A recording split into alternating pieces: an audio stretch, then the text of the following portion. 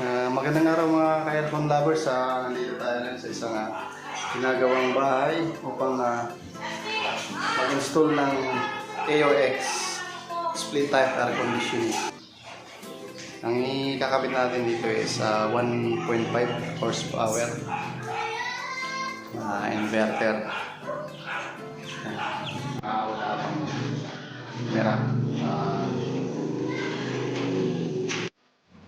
So ngayon mga ka-aircon lovers, antayin natin yung final decision ni customer kung saan yung location ng indoor. Actually yung pinakamayari nito is nasa US, kaya kung kasama ko ngayon dito na chicks is pinipicturean niya yung loob ng pinapagawang bahay, renovation, para makapag-decide po yung may-ari ng itong establishment na to. Yun lang, antayin lang natin. So ito mga aircon lovers, ito na po yung final decision ng may-ari ng bahay. So nandito sa pagitan ng pinto and then window. So medyo in-adjust ko lang konti kasi may electrical para hindi matamaan. Ito mga aircon lovers, ay pouring na natin yun. Pouring na tayo. Ito yung butas para lagusan ng copper tubing natin.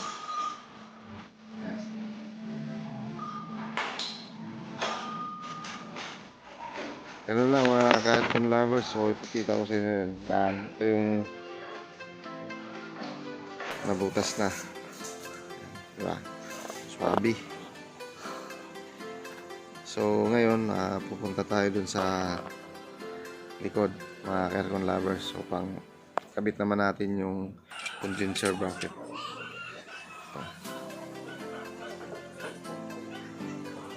Kailangan naka-level din yung bracket natin kasi dito ipapatong natin yung condenser. Then actually nakuha ko na yung pinakasukat ng nito, pinakapaanong condenser. Yan. Mayroon na akong sinundan na sukat. Ganun lang mga aircon lovers, pag nagkabit kayo ng bracket ng condenser, madali lang naman. So lalong lalo na sa mga baguhan na napadala sa aking channel, huwag po makalimot na mag-subscribe.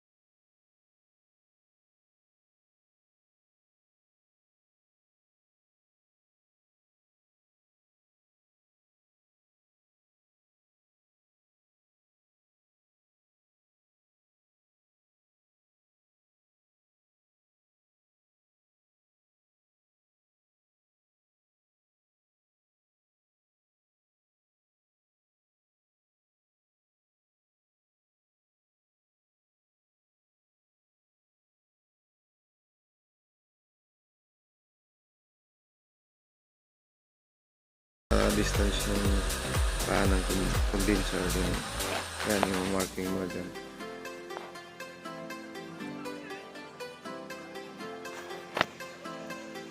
So ito na mga aircon lovers, nabutasan na nga natin.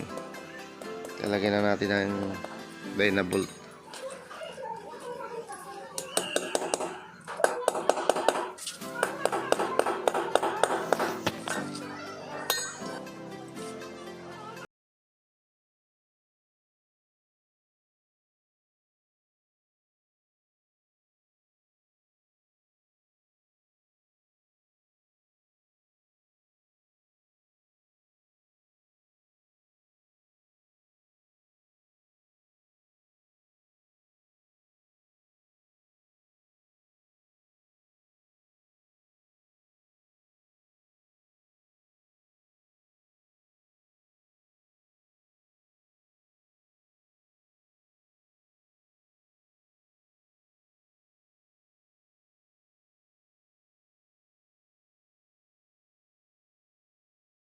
Yan, para hindi lalabas yung pinaka shell natin ng ano.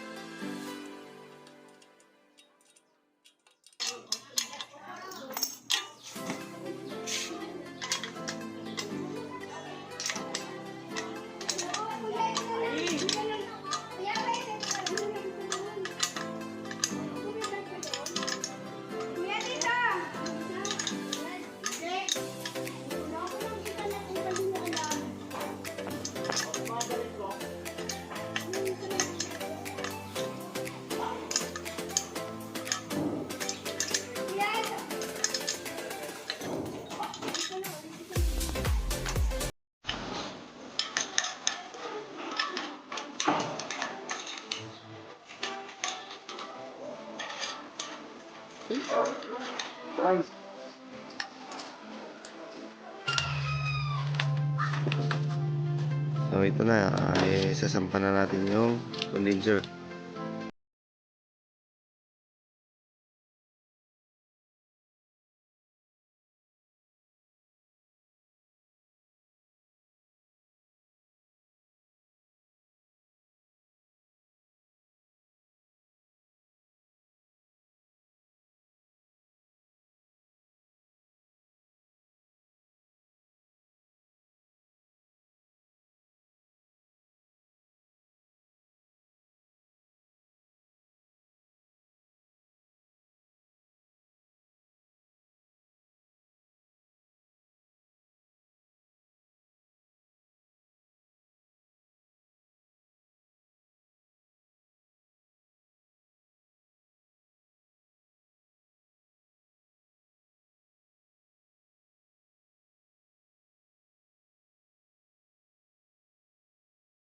Kasi back to back lang to.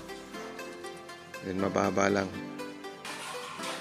Ito na mga Kercon lovers. Iano na natin yung copper pipe nya with insulation. Lalagyan na natin ng polyethylene tape para hindi siya maghihiwalay. Maganda tingnan. Bago natin ipasok dito sa butas ng wall, lulusok.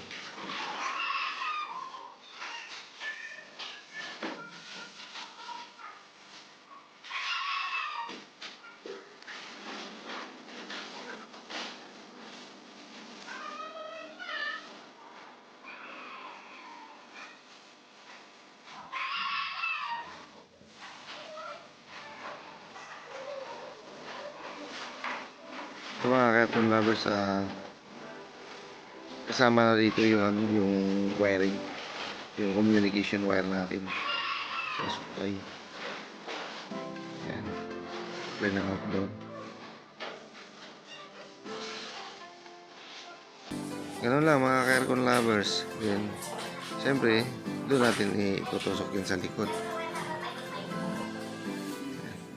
Yung iba naman binabalot na nila kaagad yun, pero ito kasi yun nga, sabi ko nga, madali lang i-access yung pipe niya paglalatagan. Kaya yan, ito na, sinampa na natin yung indoor unit na ihigpitan na natin yung fittings. Make sure na ano, pag nagano tayo ng fittings, maganda yung pagka lagay ng flare nut. Tansyahin din natin yung higpit niya, kasi pag nasobrahan sa higpit yan, para mapupudpod or di kaya mabiyak yung pinaka flare niya, yan pa magmula yung ano, yung problema ng aircon, kakaroon ng leak. So ito na mga aircon lovers, siyempre yan, babalutin na natin yung ano yun, yung pinakailalim niya, yung pipe niya. Then ikakabit na natin yung electrical. Yung electrical kanina, yung kasama dun sa pag ano, binalot mo sa copper tube, yan na yun, ikakabit mo na.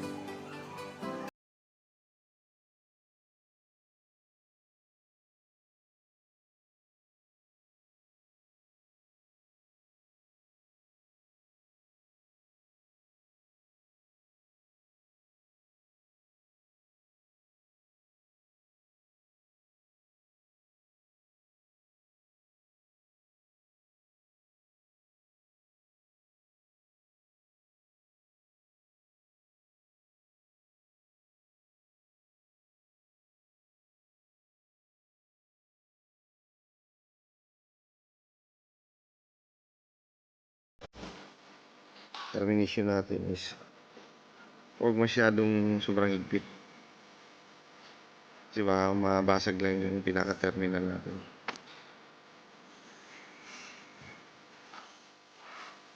So ito, naikabit na nga mga aircon lovers.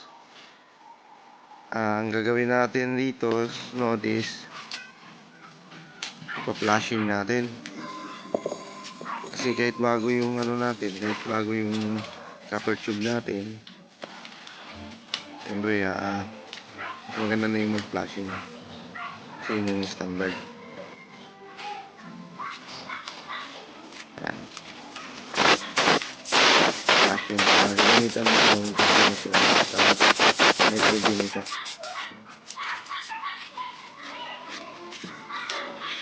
And after flashing, siyempre ipipit na natin, sarado na natin yung fittings. Kita na natin yung mga fittings na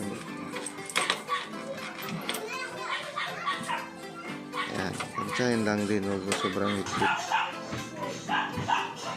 Then ano na natin, i-leak test natin yan, diba? Tapos na yung flashing, leak test naman.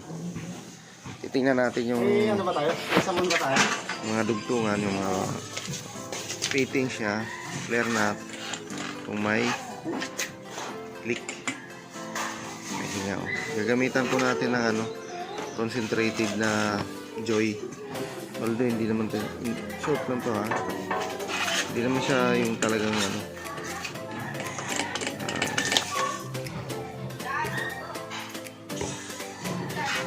So wala naman tayong nakakita ng ano, so yun, pero ikita lang natin ang konti.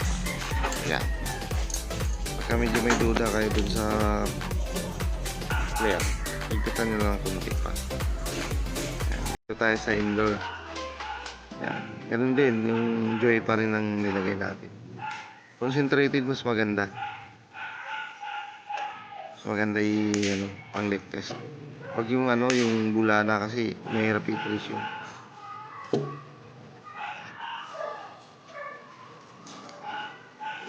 Pag wala naman tayo nakitang leak, susunod na gagawin natin is proceed tayo dun sa next step, yung babacuum natin. Ito na nga, nandito na tayo sa condenser. Pag nag-vacuum tayo, siguro sa condenser, re-release na natin yung pressure na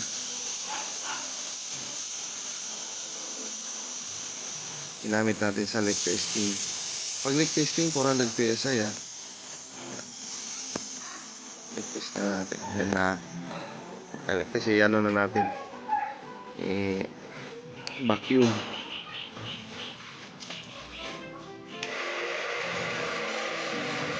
Mga aircon lovers, ito, pakita ko sa inyo yung vacuum pan. diba? Dapat may vacuum pump tayo. Yung iba kasi nagpo-forge lang eh.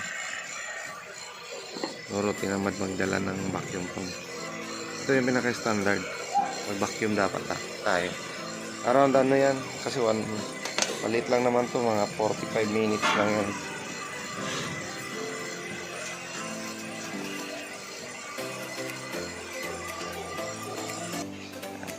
So ngayon, dito na tayo sa indoor ulit. Antayin na lang natin yung 45 minutes para may release na natin yung refrigerant ng system. So ito na, naka-ano na tayo mga aircon lovers. Medyo kinat ko lang yung video dahil hindi naman pwedeng matagal. Ano natin yung 45 minutes yung sa video natin. So okay na, i-release na natin. Pinatay ko na yung vacuum, sinarado. Sarado na lahat ng ano niyan. Sa gauge. Dapat bago mo patayin yung vacuum, sarado yung gauge. I-release natin yung refrigerant dun sa 3-way bulb ng unit. Siyempre na-release na, tatakpan na natin.